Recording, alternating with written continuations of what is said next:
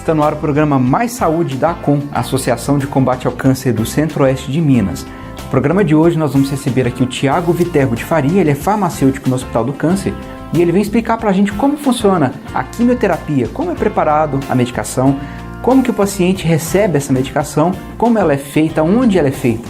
Essas e outras dúvidas nós vamos esclarecer para vocês que estão em casa no programa Mais Saúde, que está apenas começando. Bom, e o nosso bate-papo de hoje é com o Tiago Viterbo de Faria, ele é farmacêutico da Unidade Oncológica Hospital do Câncer, do Hospital São João de Deus, parceiro da ACOM. Tiago, seja bem-vindo ao programa Mais Saúde. Obrigado. Para a gente poder começar esse bate-papo, um bate-papo bem tranquilo, pelos próximos minutos, eu queria que você se apresentasse, falasse um pouquinho da sua formação, suas especializações, ali as áreas que você se dedicou para trabalhar nessa área da farmácia, que muita gente não sabe como funciona ou a importância, mas que nesse programa de hoje espero que a gente consiga levar para todo mundo. Então, seja bem-vindo. Obrigado. Eu me formei, me graduei na Universidade de Alfenas, fiz mestrado na UFSJ em Biotecnologia Aplicada à Saúde, fiz o curso de capacitação técnica no INCA para manipulação de quimioterápicos, fiz parte do primeiro comitê assessor de oncologia do Conselho Regional de Farmácia do Estado de Minas, sou membro efetivo da Sociedade Brasileira de Farmacêuticos e Oncologia, e hoje também faço parte do grupo de funcionários do Hospital São João de Deus, no qual sou responsável pela unidade de oncologia, e também pelo comitê de ética em pesquisa do Hospital São João de Deus. Bacana. Explica para a gente, já entrando no tema propriamente dito, por gentileza, Tiago, como que é o processo de preparação dessa medicação da quimioterapia? Como que se dá? Esses medicamentos vêm prontos ou eles são manipulados lá? Como que é isso? Na verdade, a gente recebe as medicações, muitas vêm em pó, que a gente chama de pó liofilizado, outras já vêm na forma líquida, Primeiramente, a gente recebe uma prescrição médica. De acordo com essa prescrição médica, a dose de cada medicação ela é feita sobre o cálculo de peso e altura desses pacientes. Então, cada paciente tem uma superfície corpórea. Então, para cada caso, a gente tem um protocolo a seguir. Então, o médico prescreve o protocolo, vem com a dosagem, então a gente confere se o protocolo está correto, primeiramente, confere se aquelas dosagens estão corretas, para depois entrar na linha de produção de medicamento. Quando chega a prescrição na farmácia, a gente vai dar entrada, depois de ter visto isso tudo, a gente vai dar entrada no sistema, fazer o sistema de rotulagem das medicações, onde a gente faz um cálculo para ver quanto que a gente deve aspirar dessas medicações para injetar na bolsa, que é a bolsa de quimioterapia. Então, assim, é um processo que leva algum tempo, um processo complicado e um processo também muito arriscado, então, onde não nos permite errar. Então, assim, a gente faz todo um processo cuidadoso, tem 3 ou 4 conferências antes dessas medicações serem disponibilizadas para os pacientes na área da enfermagem. E esses medicamentos, eles são, vamos dizer assim, produzidos, entre aspas, exatamente na semana que o paciente vai fazer ali o seu tratamento, no dia, algumas horas antes, ou no momento que ele chega, isso é preparado e disponibilizado para ele? Como que é isso? Olha, alguns são feitos na hora porque não tem estabilidade. Então, as medicações que têm estabilidade, a gente muitas vezes faz de um dia para o outro. Mas tem medicações que têm estabilidade de até 7 dias, 27 dias, dependendo da área de manipulação. Então, assim... Estabilidade, para quem tem caso, é como se fosse uma validade? Alguma coisa assim? Isso, a estabilidade assim, é como se fosse que essa medicação é válida por tantas horas. Então, cada uma tem um período ali, determinado. Então, assim, algumas são feitas de imediato e outras não. Outras já ficam prontas, o paciente já chega e já toma. E existe algum lugar específico para essa manipulação? Como que se chama esse local? Como que é feita essa manipulação desses medicamentos? Olha, a manipulação é feita, geralmente, nós chamamos de central de quimioterapia. A RDC 220, ela é recente, até de 21 de setembro de 2004, né? Então a gente que regulamenta toda a questão estrutural da farmácia, né? Hoje contamos com uma estrutura pioneira no estado de Minas. Inclusive, até, Tiago, acho que a gente tem umas imagens da farmácia, né? Desse setor. Enquanto a gente vai conversando, o pessoal de casa vai vendo, né, as imagens, conhecendo um pouco melhor. Acho interessante, porque é uma área que muitas vezes as pessoas não conhecem ou não sabem como que funciona, né? Então, assim, hoje nós temos uma área que nós chamamos de área classificada e validada. É uma área classificada em ISO 8, é uma área limpa, né, quase isenta na sua totalidade de partículas, né? Então, assim, permite que a gente tenha uma quimioterapia muito mais segura, não só para o paciente, como para quem está manipulando. Então, é uma estrutura que tem pressurização em todas as áreas, está tudo dentro do regulamento da RDC 220, né? E vai um pouco além. Portanto, assim, a gente é pioneiro nessa área, foi a primeira área classificada e validada do estado de Minas para manipulação de quimioterápicos. E qual que é a estrutura necessária para a manipulação desses medicamentos? O que é utilizado em base, assim? Olha, a gente utiliza máscara, luvas estéreis, capote estéreo para o manipulador, touca, né? Vai ser bom que o pessoal de casa vai poder observar bem, né, uma pessoa manipulando para ver como que funciona esses equipamentos todos. Inclusive temos portas com poliuretano injetado, que é uma porta que suporta pressão, que não vaza ar, né? Elas são todas intertravadas eletronicamente, então não dá vazamento de pressão de uma área para outra. Os pisos são de epóxi, não tem piso, não tem assentamento de piso, então na verdade não tem junta, por isso não junta partículas de poeira. Então, assim, é uma área bem preparada justamente só para atender a quimioterapia. É uma área cara, né, mas que obedece todas as legislações, inclusive as que possam vir adiante. E tudo isso, né, quem está vendo em casa as imagens, dentro do Hospital do Câncer? Tudo dentro do Hospital do Câncer, Legal. Com relação às medicações para quimioterapia, os quimioterápicos, né, se eu posso dizer dessa forma, o que é a quimioterapia vermelha? Tem gente que tem dúvida, acha que é sangue a pessoa tomando, outros comentam que é isso, na verdade não é. O que é a diferença desse tipo de quimioterapia? É um mito, né, na verdade, assim, a questão da quimioterapia vermelha é uma maneira tanto do corpo clínico quanto dos enfermeiros de sintetizar. Hoje você vai tomar quimioterapia vermelha. Muitas vezes o paciente acha que é uma quimioterapia mais forte, que é mais tóxica, etc. Mas os quimioterápicos, de um modo geral, todos eles são tóxicos. Mas a classe das antraciclinas, que é da doxorubicina, epirubicina, daunorubicina, idarubicina, todas essas da classe das antraciclinas, elas têm uma coloração avermelhada. E ela causa um tipo de ardor, né? Ao ser feita a medicação, ela causa um tipo de ardor na veia do paciente. É o que nós chamamos de medicação vesicante. Então, todas as quimioterapias elas são classificadas em não vesicante e não irritante, vesicante e irritante. Então, assim, essa vermelha, ela é vesicante, né? Então, assim, às vezes existe um certo mito de que ela é mais forte do que as outras, mas é uma quimioterapia como outra qualquer. Porém, possui uma coloração avermelhada e o povo destaca ela muito pela alopécia, né, que é a queda de cabelo. E por que dizem que essa pergunta até a gente recebeu, e é uma pergunta que eu acho que requer um pouco de uma explicação um pouco mais detalhada, porque diz assim, por que se diz, né, que a dose terapêutica da quimioterapia é muito próxima da dose letal e que por isso requer tantos cuidados com enfermeiros, médicos e farmacêuticos de plantão? Na verdade, assim, é o que quando a gente vai para a aula de farmácia, a gente chama isso de DL50. Então, assim, quando faz uma pesquisa de alguma medicação que vai entrar no mercado, então é uma dose letal 50%. Ou seja, se você utilizar uma dose acima do recomendado, 50% vão morrer. Então, na verdade, a dose terapêutica é muito extrema da dose letal, ou seja, a dose que vai causar a cura, ela é muito próxima da dose que pode causar a morte ou uma complicação no paciente.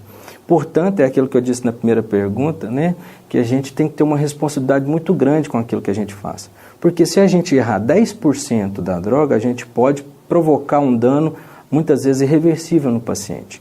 Então, por isso que tem que ser feito todos os cálculos, conferido todos os protocolos, de acordo com a superfície corpórea de cada paciente, porque a dose também é individualizada, né? Então, assim, essa pergunta foi bastante oportuna, porque mostra a responsabilidade que o farmacêutico e os enfermeiros têm diante da área de manipulação, né? Que pode causar um dano irreversível. Tem medicações que, feita de maneira inadequada, pode causar a morte fatal assim que você faça. No caso, a vincristina, se for feita por meio de intratecal, ela mata o paciente na hora. É só para a gente entender, porque são muitos termos técnicos, né? Intratecal seria o quê? Seria feito na medula, sim. Entendeu? Intramedular. Então, assim, é bem complicado a DL50. Então, a gente fica no extremo. Então, a gente tem que ser o mais preciso possível na dose do paciente para que não ocorra nada de errado. Graças a Deus nunca aconteceu, espero que nunca aconteça. Se Deus quiser. Bom, a gente vai fazer um pequeno intervalo e na volta tem outras perguntas, né, outras dúvidas, que quem faz quimioterapia ou quem conhece alguém que está nesse processo, ou quem apenas tem curiosidade vai gostar muito de conhecer. Então não sai daí, o programa Mais Saúde volta já já. Suas doações fizeram a luta contra o câncer avançar muito nesses 20 anos. Com a parceria entre Centro-Oeste Cap e a Com, melhoramos nossa capacidade de atendimento. E começamos um grande desafio: a construção do Centro de Diagnóstico, primeira fase, Centro da Mulher. Num momento difícil, a Com foi o apoio que eu precisava. O Centro de Diagnóstico vai ajudar muitas pessoas. O Centro de Diagnóstico será um marco para o combate ao câncer com mais agilidade nos exames, diagnósticos e início de tratamento. O acolhimento que a Com dá para a gente aumenta nossa força e nossa confiança.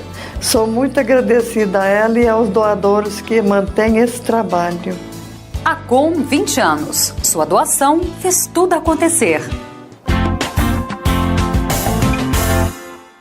Olá, estamos de volta com o programa Mais Saúde. Hoje recebendo aqui o Tiago Viterbo de Faria, ele é farmacêutico, né, no Hospital do Câncer, e a gente fala sobre a quimioterapia.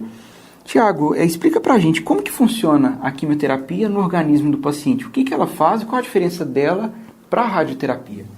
Olha, a quimioterapia é um tratamento medicamentoso, né, como já havia dito, e ela age de maneira sistêmica.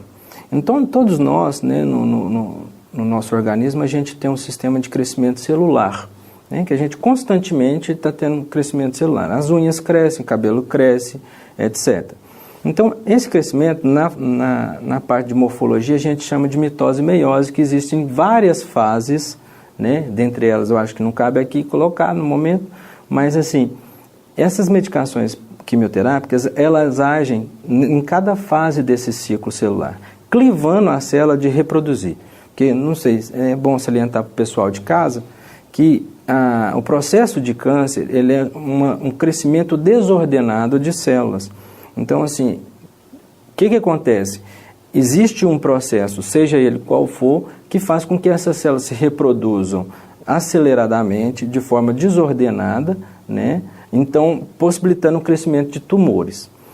Nessa questão, a quimioterapia vai agir tentando clivar essas células da sua reprodução, ou seja, impossibilitando que chegue nutrientes para a célula, impossibilitando que o DNA dela seja duplicado, impossibilitando que no fuso mitótico pare de funcionar, impossibilitando que algumas enzimas para acionar esse ciclo parem de funcionar. Então tem diversos mecanismos, né, que a quimioterapia pode ajudar. Mas ela sempre atua de maneira sistêmica, né? Ou seja, no corpo todo. No corpo todo. Então, por isso que, às vezes, os pacientes, muitas vezes, vão sentir fadiga, né? Entre outras coisas, alopécia, né? E, por exemplo, como ela atua de forma sistêmica, né? Ou seja, no corpo todo do paciente, como que ela identifica o que é esse tecido que está crescendo desordenadamente? Mas, por exemplo, é claro que até você falou a respeito do cabelo, das unhas, que também são impedidos ali de crescer, né? Mas o que ela causa, por exemplo, num tecido sadio? Ou, por exemplo, a pessoa tem um tumor, um câncer de mama, está fazendo ali a quimioterapia, E como ela é sistêmica, ela está no organismo inteiro do paciente, o que impede de que ela prejudique, por exemplo, o intestino, o fígado, ou pâncreas, ou qualquer outro órgão, se ela percorre por ele também? Justamente. Um exemplo clássico, né, é bom porque assim, a gente já entra num outro assunto, que são os efeitos colaterais. As células se reproduzem muito rapidamente. As células do cabelo, das unhas, do intestino. Então, é onde os pacientes vão sentir o maior dano. Por quê? Essas células que reproduzem de maneira acelerada é onde a medicação vai agir. Por isso que, quando ela age no intestino, nas células do intestino, provoca diarreia. Aumenta a motilidade intestinal e diminui as células do intestino, causa um efeito nas células do intestino. Ao contrário dos outros órgãos, eles não têm essa multiplicação acelerada. Não. Então, assim, e age no tumor, não porque ela tem um comando, mas existem algumas coisas, alguns componentes químicos no nosso organismo que faz com que ela se destine a determinados órgãos. Agora, no caso do tumor especificamente, é uma região que, como está crescendo de maneira desordenada e muito acelerada, ela precisa de muito nutriente. Com isso, todo tumor ele fica completamente cheio de vasos sanguíneos. Então, ele é todo enovelado por vasos sanguíneos. Então, como ele tem uma demanda maior de vasos sanguíneos e a medicação é sistêmica, ela age, na maior parte das vezes, ali no tumor. Né? Então, assim, basicamente seria isso. Sem entrar muito em detalhes. Acho que ficou bem claro, porque ele demanda mais energia, vamos resumir dessa forma, e com isso a medicação consegue identificá-lo e ir diretamente ali naquela situação. Isso, porque a quimioterapia, por exemplo, nós entramos no caso da doxorubicina, que é a quimioterapia vermelha. Por que ela causa alopecia? Porque constantemente ela vai atuar nas células que multiplicam mais rápido. As células do cabelo é uma delas, as células do intestino também é uma delas. As unhas, né? As unhas. Então, assim, muitas medicações vão causar efeitos colaterais nas unhas, né, nos cabelos, da diarreia, fadiga muscular, que o músculo depende muito de nutriente. Então, o que você precisa no tumor em si, né, que precisa de muito nutriente, porque está crescendo de maneira acelerada e desordenada, ele precisa de nutriente. Com isso, como que vai chegar o nutriente no tumor? Através da vascularização da região. E tendo uma região mais vascularizada, é onde vai atuar a maior parte da medicação. E como que funciona a terapia por alvo molecular? O que seria? A terapia por alvo molecular, ela já atua num órgão específico, né? Ela já atua numa célula específica. Alguns tumores, né, no caso do câncer de mama, né, que é o HER2 positivo, então, assim, temos uma medicação que é um anticorpo antitumoral. Então, ele vai agir de acordo com o receptor daquela célula. Então, a maioria das células do nosso organismo tem receptores, todas elas têm receptores. Porém, nessas células, eles são superexpressados, ou seja, ele está em maior quantidade. Então, ou seja, ela vai agir diretamente naquelas células. Né? Então, vai agir com um alvo específico, ela se identifica. É como se você tivesse uma chave de carro codificada. Só você entra no seu carro. Então, só esse anticorpo vai atuar naquela célula. Que legal.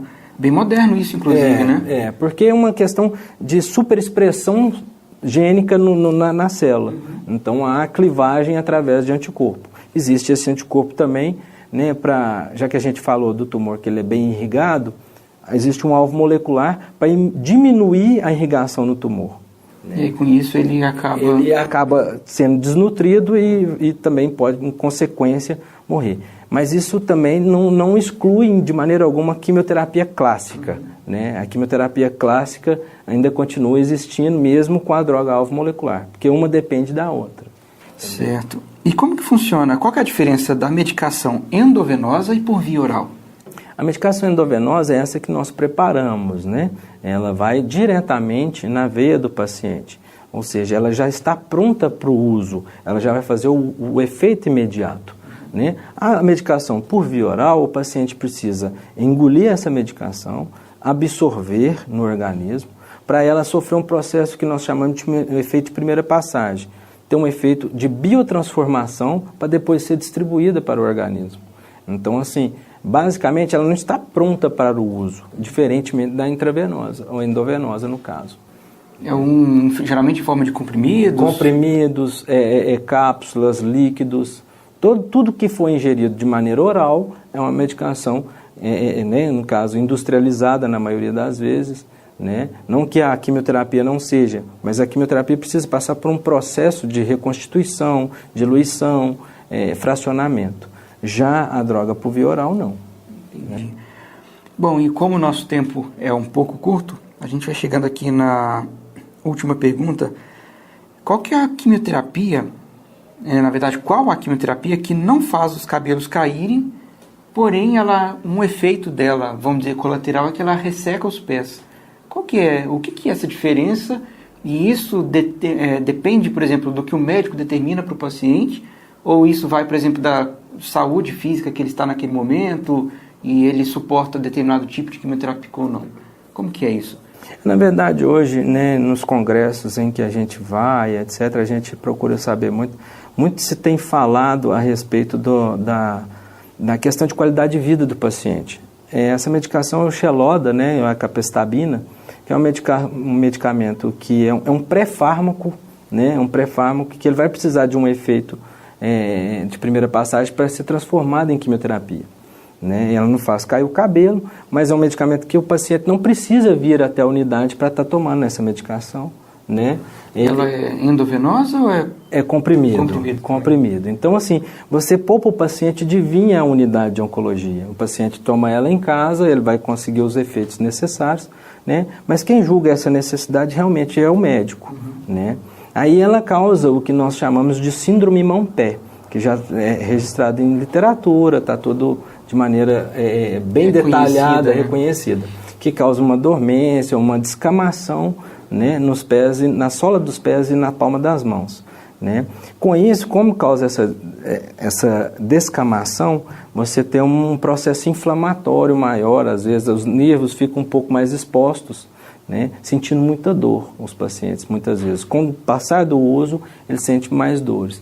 Então, infelizmente, ela age dessa forma. Em contrapartida, os pacientes não precisam de ir até a unidade para estar tomando. Né? Ela não aumenta a qualidade de vida. Não precisa ir até a unidade, mas tem essa contrapartida, né? Que é essa dor. Né? Vamos dizer assim, essa dor. É o que nós chamamos de síndrome mão-pé. Né? E isso acontece com todos os pacientes ou alguns casos que tem? Na maioria dos pacientes. Na maioria dos pacientes isso acontece. Né? Em torno de aí, vão colocar aí 70%, 80% dos pacientes. A gente até fala com eles, né, na unidade, que quando os pacientes falam assim, a minha sola do pé está muito ressecada, está doendo demais, aqui, eu falo, bom que o sinal, que o medicamento está fazendo efeito.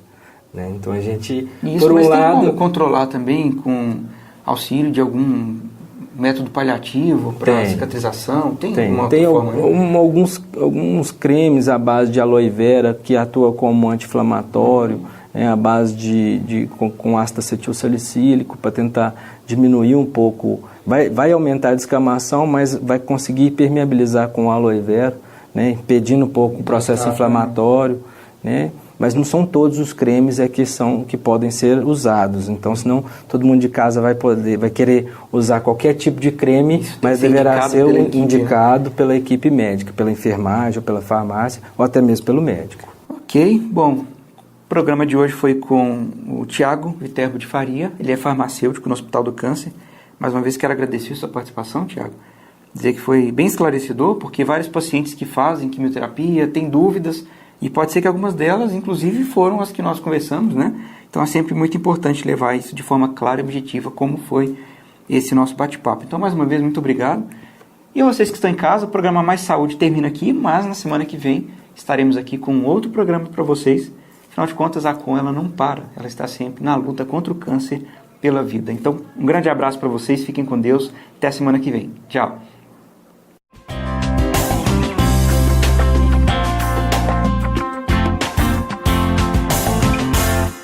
Suas doações fizeram a luta contra o câncer avançar muito nesses 20 anos. Com a parceria entre Centro-Oeste CAP e ACOM, melhoramos nossa capacidade de atendimento. E começamos um grande desafio: a construção do Centro de Diagnóstico, primeira fase, Centro da Mulher. O Centro de Diagnóstico será um marco para o combate ao câncer com mais agilidade nos exames, diagnósticos e início de tratamento. ACOM 20 anos. Sua doação fez tudo acontecer.